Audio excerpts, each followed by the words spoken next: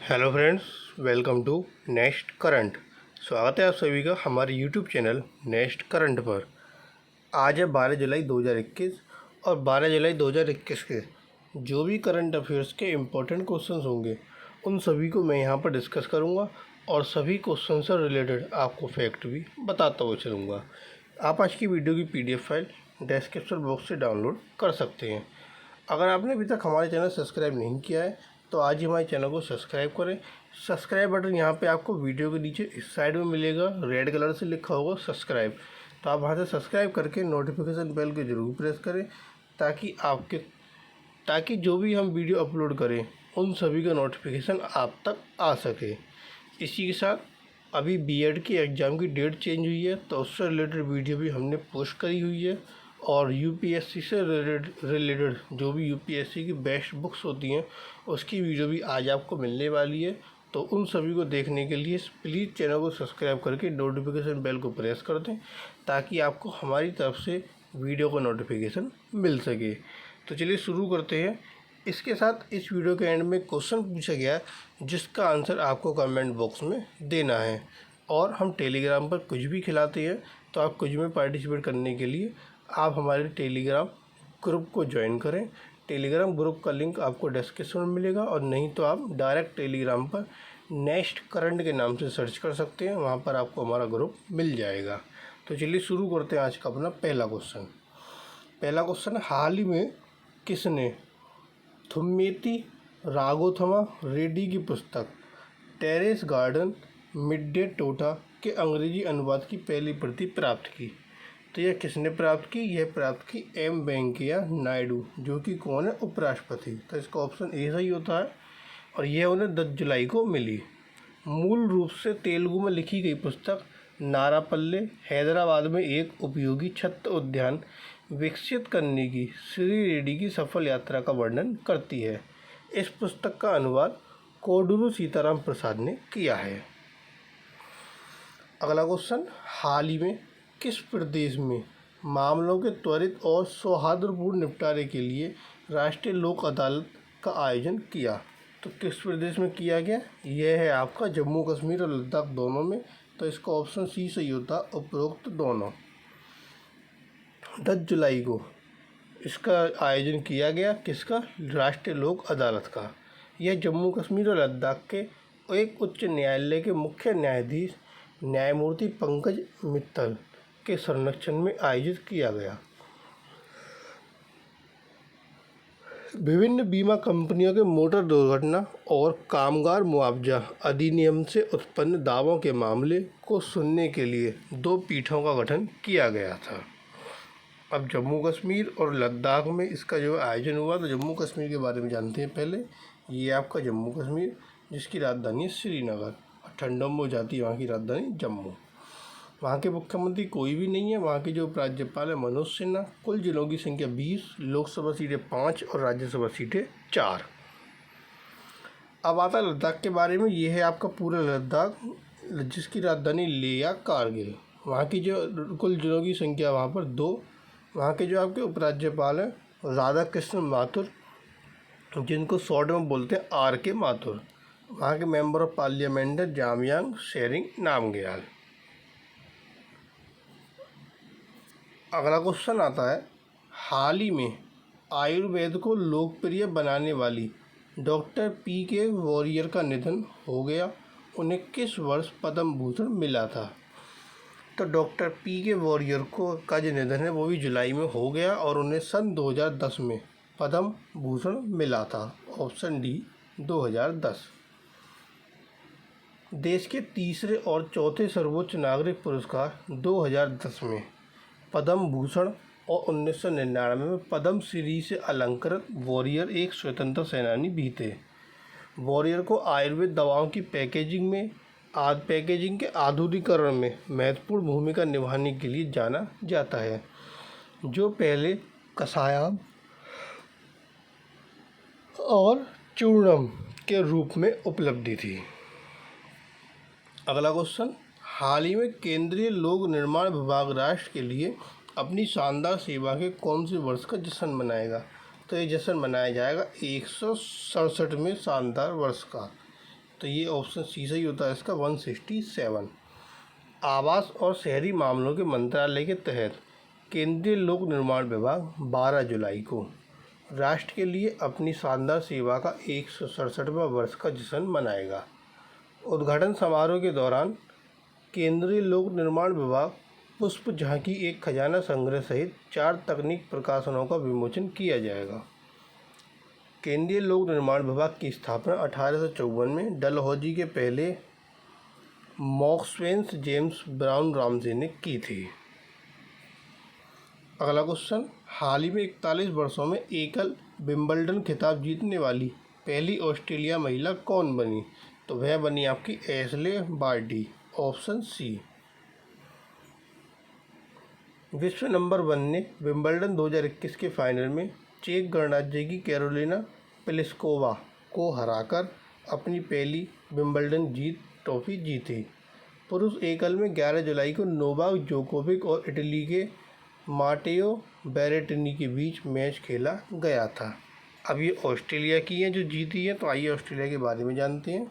ये आपका ऑस्ट्रेलिया जिसकी राजधानी है कैनबर्रा, वहाँ की जो मुद्रा ऑस्ट्रेलियन डॉलर, वहाँ के जो आपके प्रधानमंत्री स्कॉट मॉरिसन और उप प्रधानमंत्री माइकल मैककॉर्मैक। अगला क्वेश्चन, हाल ही में किसने नमो ऐप अभियान शुरू किया?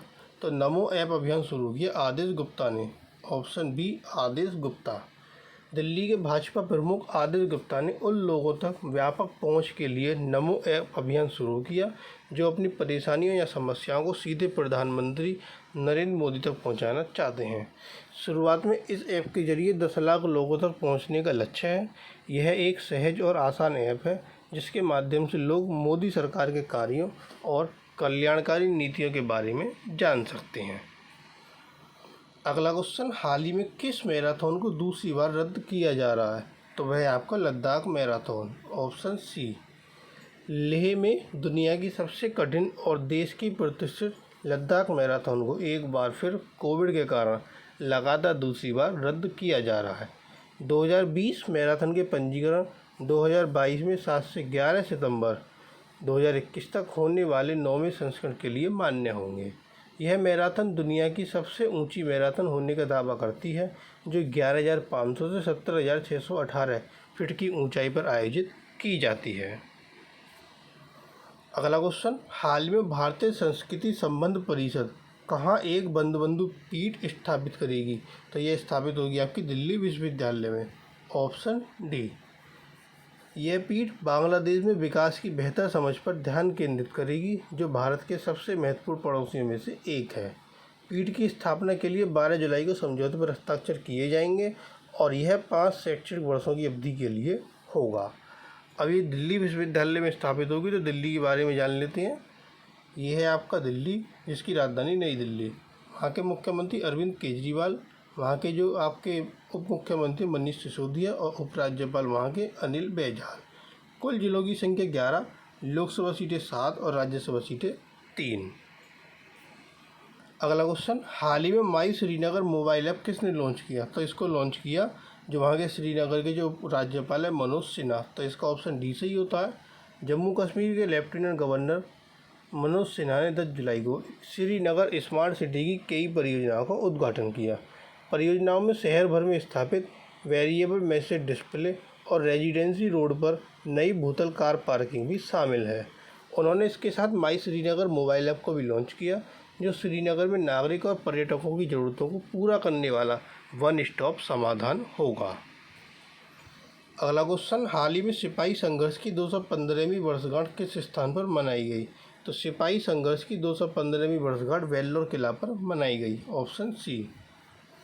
10 जुलाई को वेल्लोर किले में सिपाही संघर्ष की 215वीं वर्षगांठ मनाई गई। वर्ष 1806 में 10 जुलाई को भारतीय सिपाही ने ब्रिटिश राज्य का विरोध किया और उनसे भिड़ गए थे। जवाबी कार्रवाई में कुछ ब्रिटिश सैनिक और 900 भारतीय सैनिक मारे गए। यह पहला उदाहरण था जिसने भारत में सिपाही विद्रोह का जन्म दिया। अगला क्वेश्चन, हाल ही में खादी और ग्रामोद्योग आयोग ने किस देश में ट्रेडमार्क पंजीकरण हासिल किया है? तो यह ट्रेडमार्क पंजीकरण सभी देश में हासिल किया, मीन्स इसका ऑप्शन डी सही होता है। भूटान, यूएई और मैक्सिको, ये तीनों ही आंसर इसके सही हैं। खादी और ग्राम उद्योग ने भूटान, यूएई और मैक्सिको में ट्रेडमार्क पंजीकरण हासिल कर लिया। इन देशों के अलावा खादी और ग्राम उद्योग के ट्रेडमार्क आवेदन दुनिया भर के 40 देशों में लंबित हैं, जिनमें यूएसए, श्रीलंका भी शामिल हैं। अब तक जर्मनी, यूके, ऑस्ट्रेलिया, रूस, चीन और यूरोपीय संघ जैसे 6 देशों में खादी शब्द का पंजीकरण था। अगला क्वेश्चन, हाल ही में पश्चिम बंगाल की जीआई प्रमाणित फाजिल आम किस्म की पहली जो खेप है वो किस देश को निर्यात की गई? तो पश्चिम बंगाल की जीआई टैग प्रमाणित फाजिल आम की जो किस्म की खेप है वह खेप आपके बहरीन को क्या की गई? निर्यात की गई। Option D Bahrain. भारत ने नए देशों में आम के निर्यात का विस्तार किया है। पश्चिम बंगाल के मालदा जिले से प्राप्त जीआई टैग प्रमाणित फाजिल आम की एक खेप 10 जुलाई को बहरीन को निर्यात की गई। यह शिपमेंट दोहा, कतर में आम के प्रचार कार्यक्रम, जहां आम की 9 किस्मों को प्रदर्शित किया गया था, के आयोजित होने के कुछ दिनों बाद हुआ है। बहरीन को निर्यात की गई। बहरीन की राजधानी मनामा और वहाँ की मुद्रा बहरीन दिनार। अब पश्चिम बंगाल से की गई, तो यह पश्चिम बंगाल के बारे में जानते हैं। यह है पश्चिम बंगाल, जिसकी राजधानी कोलकाता। वहाँ के मुख्यमंत्री ममता बनर्जी, राज्यपाल जगदीप धनखड़। कुल जिलों की संख्या 23, लोकसभा सीटें 42 और राज्यसभा सीटें 16। अगला क्वेश्चन, विश्व जनसंख्या दिवस कब मनाया जाता है? यह दिवस आपका 11 जुलाई को मनाया जाता है। ऑप्शन बी सही होता है इसका, 11 जुलाई। हर साल 11 जुलाई को विश्व जनसंख्या दिवस मनाया जाता है। इस वर्ष जो यह दिवस मनाया गया, इसका थीम था अधिकार और विकल्प उत्तर हैं, चाहे बच्चे ज़्यादा हों या कम। प्रजनन दर में बदलाव का समाधान, सभी लोगों के प्रजनन स्वास्थ्य और अधिकारी को प्राथमिकता देना है। यह इस वर्ष का इसका थीम था। भारत में चीन के बाद दुनिया की दूसरी सबसे बड़ी आबादी भारत में है। हाल ही में किस राज्य ने आदिवासी और अन्य समुदाय की रक्षा के लिए एक नया विभाग बनाने का फैसला किया? यह फैसला किया असम राज्य ने। Option B Assam. असम सरकार ने आदिवासी और अन्य स्वदेशी समुदाय के लोगों की संस्कृति और प्रथाओं की रक्षा करने के लिए नए विभाग का फैसला किया है। यह सुनिश्चित करेगा कि राज्य की स्वदेशी आबादी को उनके विश्वास और परंपराओं को संरक्षित करने के साथ साथ उन्हें आवश्यक समर्थन भी प्रदान किया जाए। यह एक स्वतंत्र विभाग होगा जो पूरी तरह से आस्था और संस्कृति के संरक्षण पर ध्यान केंद्रित करेगा। अब असम ने इसका फैसला किया, तो असम के बारे में जान लेते हैं। यह आपका असम, जिसकी राजधानी है दिसपुर। वहाँ के मुख्यमंत्री हिमंत बिस्वा शर्मा, वहाँ के राज्यपाल जगदीश मुखी। कुल जिलों की संख्या 33, लोकसभा सीटें 14 और राज्यसभा सीटें 7। अगला क्वेश्चन, हाल ही में प्रेगनेंसी बाइबल पुस्तक किसने पेश की? तो इस पुस्तक को पेश किया करीना कपूर ने। Option C. अभिनेत्री करीना कपूर ने अपनी नई पुस्तक करीना कपूर खान की प्रेगनेंसी बाइबल पेश की। ये pregnancy Bible federation of obstetric and gynaecological society of India, Bharat के स्त्री रोग विशेषज्ञों और प्रसूतिविदों के आधिकारिक निकाय द्वारा सत्यापित और अनुमोदित है। पुस्तक की जो घोषणा है वो सन 2020 में की गई थी। अगला क्वेश्चन, हाल ही में श्याम श्रीनिवासन किस बैंक के फिर से एमडी और सीईओ नियुक्त हुए? तो ये एमडी और सीईओ नियुक्त हुए आपके फिर से फेडरल बैंक के। Option A federal bank. Srinivasan ने 23 सितंबर 2010 को ऋणदाता के एमडी और सीईओ के रूप में कार्यभार संभाला था। वे भारत, मध्य पूर्व, दक्षिण पूर्व एशिया में अग्रणी बहुराष्ट्रीय बैंकों के साथ 20 से अधिक वर्षों के अनुभव के साथ फेडरल बैंक में शामिल हुए थे। अगला क्वेश्चन, हाल ही में किसने रेजिडेंट ग्रेवियंस ऑफिसर नियुक्त किया? तो रेजिडेंस ग्रेवियंस ऑफिसर नियुक्त किया है ट्विटर इंडिया ने। Option C. ट्विटर इंडिया ने विनय प्रकाश को भारत का रेजिडेंट ग्रेवियंस ऑफिसर नियुक्त किया। रेजिडेंट ग्रेवियंस ऑफिसर से grievance-officer-in@twitter.com ईमेल द्वारा संपर्क किया जा सकता है। कंपनी ने 6 जुलाई से प्रभावी अपने अंतरिम अनुपालन अधिकारी के रूप में भारत के एक निवासी को भी काम पर रखा है और सूचना प्रौद्योगिकी मंत्रालय को इस विकास के बारे में बताया है। तो ये थे आपके आज के करंट अफेयर्स के इंपॉर्टेंट क्वेश्चन। अब आता क्वेश्चन ऑफ द टुडे, आज का जो प्रश्न जिसका आंसर आप सभी को कमेंट बॉक्स में देना है। अब वह प्रश्न है कि हाल ही में किसने एक अंतरिम मुख्य अनुपालन अधिकारी नियुक्त किया। 4 ऑप्शन आपको दिए गए हैं, एक आंसर आपको इसका कमेंट बॉक्स में देना है। और जो कल क्वेश्चन पूछा गया था कि हाल ही में कर्नाटक का कौन सा सरकारी हाई स्कूल सैटेलाइट लॉन्च करने के लिए कार्यक्रम का हिस्सा बनने के लिए तैयार है, तो उसका आंसर था आपका मल्लेश्वरम, ऑप्शन ए। तो ये थे आपके आज के करंट अफेयर्स के इंपॉर्टेंट क्वेश्चन। अगर आपको वीडियो पसंद आए तो प्लीज़ वीडियो को लाइक, कमेंट और शेयर करना ना भूलें। और अगर आपने चैनल सब्सक्राइब नहीं किया हो तो आपको वीडियो के नीचे सब्सक्राइब बटन मिलेगा, आप वहां से प्लीज़ चैनल को सब्सक्राइब कर नोटिफिकेशन बेल को प्रेस कर दें ताकि आपको सभी वीडियो का अपडेट आप तक मिल सके। Thank you.